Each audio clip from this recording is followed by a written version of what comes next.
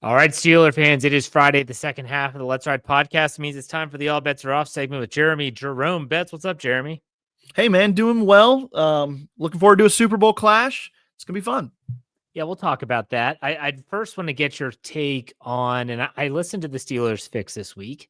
Okay. I didn't hear you or Andrew really dive into the reports that are out there with Russell Wilson, even what Jay Glazer said on Radio Row. What's your take on all that? I talked about it a lot in the first half, but I'm curious what you think.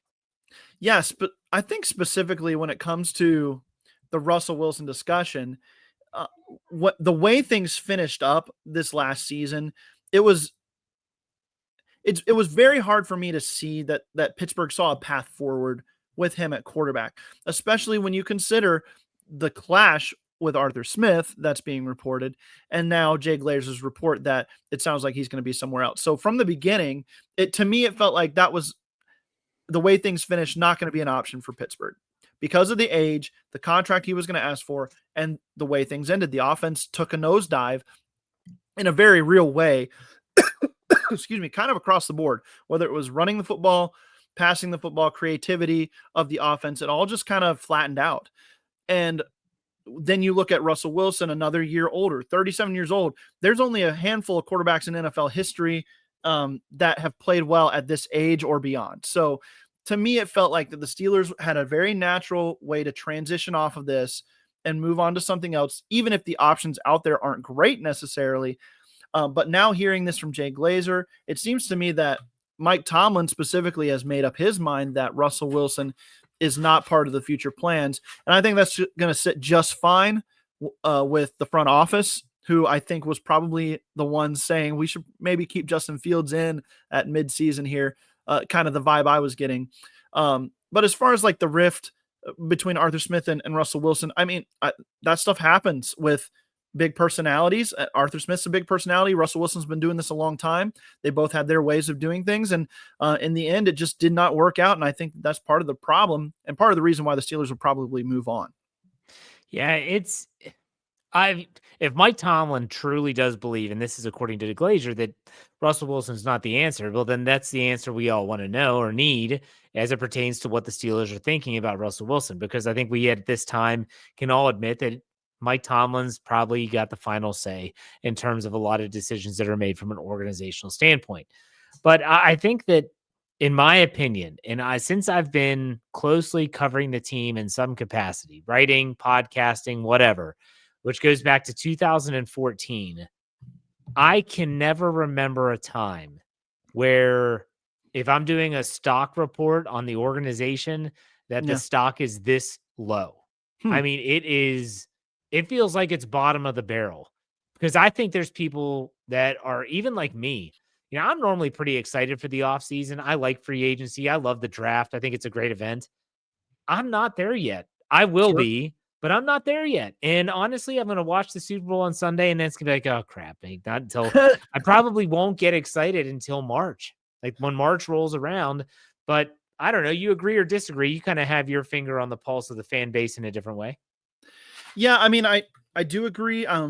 Obviously, I jump into the draft stuff as soon as it comes out because that's kind of my thing. But when it comes to like to just kind of look back at the end of the season and like if you're going to stock report the whole team here, there have been a couple times towards the let's talk about like say 2017, 2018, 2018 specifically when the Antonio Brown stuff was coming out.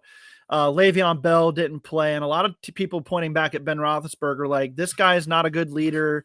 There's a lot of issues because he likes things a certain way, and we don't want to do things his way anymore. And then you had, him refuting that, and you had like, is Mike Tomlin losing this locker room? There's a bunch of problem players. To me, that was a little more intense of a bad situation. I would have been like, wow, this organization maybe is falling apart before our eyes. I would say that a little bit heavier back then than now. The only difference was you still had the franchise quarterback in place, or so you thought. So it seemed like things would figure themselves out. Then you had 2019 happen and the injury, and then it was never the same after that. So when I look back at that felt like the major turning point to where I felt the impenetrable wall of we are the Steelers and nothing happens here that we are not in direct control of, that illusion kind of went away. And then I tweeted, and I think you saw that one in response to your tweet. I retweeted your post and said, that once you start to see the stuff happening out in front of everybody, it makes you wonder how bad things really are inside the building. And it doesn't surprise you when those things start to come to light. So I do think that the enigma that has been the Pittsburgh Steelers, where we are one of the untouchable organizations of the NFL, that has slipped a little bit in recent years. I don't know how they recoup that, but it seems to be a situation that has a lot of fans in turmoil. And I'm one of them, if I'm being honest. I've really turned my attention right now towards the NFL draft as a full NFL thing. It's hard to really want to focus in on the Steelers right now because there's a lot of angst going on there. It's like what Mike Tomlin said. I'm not going to tell you how the hot dog is made because you might not like what goes into it. Yeah. And that's exactly what's kind of transpiring with the Steelers at this point. And you just don't know. And I think what you said, when are fans going to like buy in? I go back to what I said on Wednesday's podcast. They've got to see it. It can't be from words. It can't be what Omar Khan says at the scouting combine. It cannot be what Mike Tomlin says at the league owners meetings. It all is empty. They're empty words. They're empty promises until they are strong players in free agency and make some really big strides to improve the roster in that regard. And until they leave no stone unturned in the draft. And then after all the player acquisition stuff is done, we see a different product on the field. That is, in my opinion, that's the only way fans are going to say, okay, I'm buying in again because I see that something is different. Yeah. And especially when the verbiage coming out was, we can't just expect different results if we're going to keep doing the same thing over and over. And then it's been what? It's been a month and a half, and they haven't done a thing other than lose a linebackers coach who was left. Coached. Yeah. And somebody else wanted him. And so, that wasn't a voluntary move of their own. It doesn't sound like. So to me, it becomes even harder to get your message through to fans when the message you're saying is not being backed up by the actions that you already had a chance to show that there were some different things.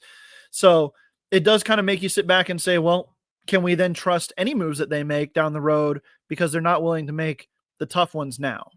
Yeah, it's going to be interesting. It's going to be interesting. We'll be talking about that each and every step along the way, as I'm sure we'll get some news and some reports coming out between now and the start of the new league year in March. We have the whole month of February at that. So let's talk a little bit about the Super Bowl. Super Bowl 59, Eagles, Chiefs. I have to be honest. Like, if you were to say, okay, Jeff, I want you to pick the best team in each conference, there might have been 4 teams that I picked, and these 2 were definitely being those 4. Yeah. And so in terms of getting the best teams, it's hard to argue that they didn't do that. And so for that, I'm excited.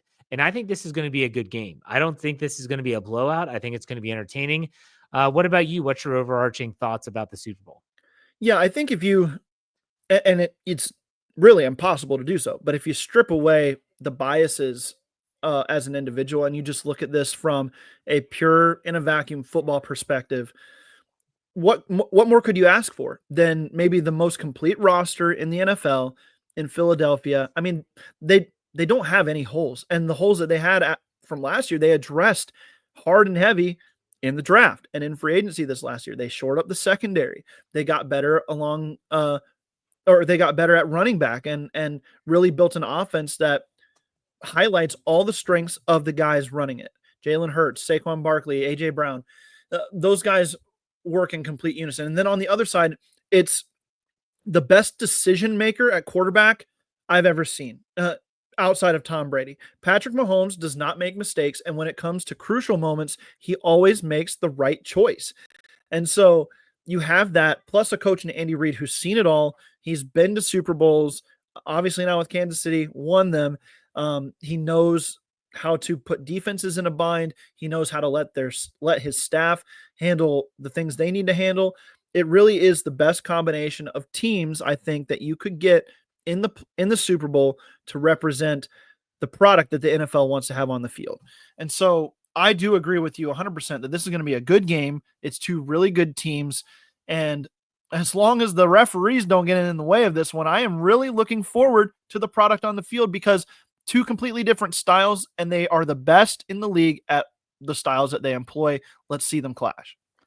For me, and I've openly said this, like on our NFL feed, I'm openly the tinfoil hat wearing conspiracy theorist, and I'm fine. I embrace that. Yeah. I would want nothing more, though, and I said this for the Bills and for the Chiefs game in the AFC Championship. I want nothing more than for me not to talk about it. I Yeah. don't want to talk about the officiating. I want this game to finish up and we say, at least the refs weren't involved in our narrative. That's all I want. But let me ask you this question. This is not who you think is going to win. Who are you pulling for? Everyone, when they watch the Super Bowl, they kind of have a rooting interest. Where do you reside in that? Yeah. Well, I am completely anti-dynasty unless it's the Steelers. So that's where I reside on things. Now, when I'll say, like, when Patrick Mahomes first came out, the wow factor of what he's been able to do in the NFL has just been fantastic. It's like, how does somebody put it together like this when the hype wasn't there out of college necessarily? I mean, this guy goes 10th overall. It wasn't like people were clamoring to take him at the top of the draft. There were some real issues there. And then all of a sudden, he's just this phenom that comes out and does things that we've never seen before, or like compiles the best aspects of maybe every quarterback ever, the backyard Ben Roethlisberger, the precision of Tom Brady and Peyton Manning, the control at the line of scrimmage of those guys. It just kind of combines it all into this ridiculousness of a prospect, and then plays like it. And so I've had an affinity for his style of play. It's a lot of fun to watch, but you get down to it now, and I'm like, okay, can we not have another Patriots as soon as the Patriots end? Can we go a decade or so where there's at least some parity in the league that boasts that they are a league of parity? It hasn't shown up. So to me, I'm rooting for the Eagles. I know they won 6 years ago, was it now, or something like that? 2016 or no, 20. I'm going to get that all mixed up. Doesn't matter. But they won a few years ago. They've been back. Now they're back again. It's still not the dynasty that the Chiefs are. I would love for Jalen Hurts to get a championship after the way he played in the last one he was in. Definitely deserved to win that one. So I'm rooting for the Eagles. Yeah, I mean, I have to work with a lot of Philly fans, especially like my buddy Pez on the Pez's Picks podcast, and he's insufferable most of the time anyways, and he's going to be even worse if the Eagles win. So I think, I've got Chiefs fatigue. I'm rooting for the meteor shower to happen in New Orleans. Right. Maybe then. That's the one. All right. So let's talk about our picks though. And Sure. This line has shifted slightly. Now it's a 1-point favor, giving the Eagles 1 point with an over under of 48.5. Jeremy, how do you see this game playing out? What's your pick? Yeah, I actually see this being kind of a medium scoring game. I don't think either team is going to jump out and put up 30, 40 points in this one, like we saw the last time that these teams met in the Super Bowl. This to me has the feel of a grinding Super Bowl matchup, to a point, a throwback. You've got an Eagles team that loves to run the ball. Saquon Barkley is the best back in the league. You could argue he's the best player in football this year, even above what Patrick Mahomes is doing at his position. Okay. So, and then you look at the other side where the Chiefs defense really in the playoffs does tend to take control. They make the right plays in the right situation, and things don't seem to get out of hand when they're for their opponents, where they're racking up points on the scoreboard. So I like this to be kind of a mid-20s type game for these teams, and I actually am picking the Chiefs to win it. And as much as I hope that the Eagles do pull it out, it just feels like the Chiefs are inevitable. It really does. And that when the chips are down, and I think they will be late in this game, it's going to be a close one, that Patrick Mahomes will be the one to make the plays. And if the Chiefs defense has to be on the field to make the final play, kind of trust Spagnuolo and that unit to get it done when it matters in that regard as well. So I'm going to say it's a 24-22 final, with the Chiefs winning, maybe on a last second field goal, getting down in field goal range. All right. So you said, what was your final score again? 24-22. Oh, okay. Wow. That's under. So you're taking the under. Yeah, I'll take the under. I think it's going to be defensive dominant for a lot of the game. Maybe a little bit of a scoring shower in the fourth quarter as teams bear down. But I think I see this game being close, and I want it to be close because I want it to be entertaining and I want it to be riveting. I'm going to go with the Eagles, though. I think they have a good start to the game. I think they have a good finish to the game. Not sure how this ends. Maybe it's a Saquon Barkley, a big run, but yeah, I've got the Eagles winning 27-24. okay, And so that would be the over. Okay. So I'm right, going with the over. And I've always felt all week, even going back to last week when I saw the original line come out, I was like, man, I feel like this is an over game. But, Coach Kevin Smith, he's thinking under. You're thinking under. A lot of people are thinking under. I think that line is really good, but I'm going to say the over. So we'll see how okay. it goes. Do you have any big plans for the Super Bowl? No, actually, I'm going to see if my brother wants to join us, but for the most part, we're just going to chill at There you home go. and watch it. A lot of times we have a Super Bowl party that we host, but this year we're in remodel phase. The whole back half of our house is torn out, so we're not having too many people over these days. I get it. I get it. Yep. So, all right, what's coming up on your podcast and written side Yep. and all that fun stuff? Yeah, so if you missed the Steelers Fix, we did talk about cut candidates and playing a little game of keep or cut with those guys. Check out the Draft Dynasty podcast. We're diving head in on the draft every week.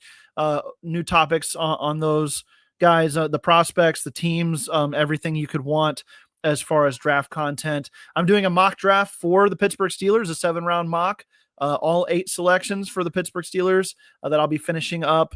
I'm recording on Thursday night. I'll be finishing that up tonight, and hopefully it'll run here in the next few days. My first mock of the season, so check that out. And then I don't know if Jeff, you probably plugged it multiple times on your shows, the new website for steelcurtnetwork.com. It looks great. So if you haven't checked it out yet, check it out. It's really, really nice. Really nice. Yeah. Thank you. Thank you for the plug. It did turn out really, really great. And we're hoping that we get more and more people to go there and get in the comment section and be a part of the community. We do appreciate it. But Jeremy, I appreciate you, man. Have a great weekend. Enjoy the game, and we'll talk next week. You too, man. Have a good one.